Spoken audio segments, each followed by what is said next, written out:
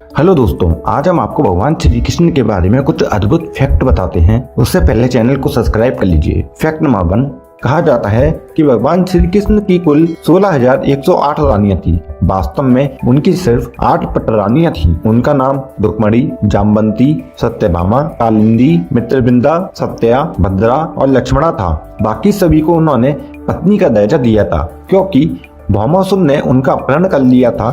जब श्री कृष्ण ने उन्हें भौमासुर से मुक्त कराया तो वो कहने लगी कि अब हमें कोई स्वीकार नहीं करेगा, तो हम कहाँ जाएं। इस पर भगवान श्री कृष्ण ने उन्हें पत्नी का दर्जा देकर स्वीकार कर लिया और जीवन भर उनका जिम्मा उठाया। फैक्ट नंबर 2, भगवान श्री कृष्ण ने ब्रज 17 वर्ष की आयु में छोड़ा था। उसके बाद सिर्फ एक बार वो दादा रानी से मिले, लेकिन उनका दादा रानी से संबंध ताउम्र आत्मा का रहा। दादा रानी को वे अपनी शक्ति और सोच मानते थे।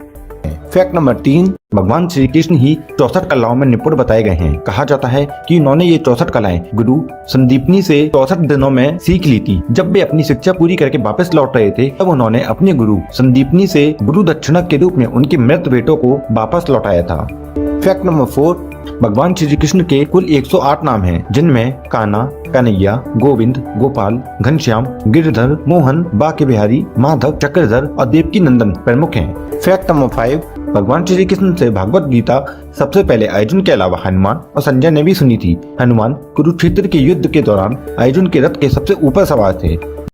फैक्ट नंबर 6, भगवान श्री कृष्ण 125 साल तक जीवित रहे। उनके इस अवतार का अंत एक भेलिया के तीर से हुआ। माना जाता है कि वो भेलिया पिछले जन्म में बलि था। जब भगवान राम ने बलि को छिपकर मारा था, तो भगवान राम ने कहा था कि अगले जन्म में मेरी मृत्यु भी तुम्हारे हाथों से होगी। इसके बाद जब द्वापर युग में नारायण भगवान श्री कृष्ण बनकर आए, तो जब वो एक पेड़ पर बैठे थे, तभी भेलिये ने उनके पैर में बने एक निशान को चिड़िया समझकर तीर चलाया। वो तीर कृष्ण भगवान के पैर में लगा और उसके बाद उन्होंने अपना शरीर त्याग दिया।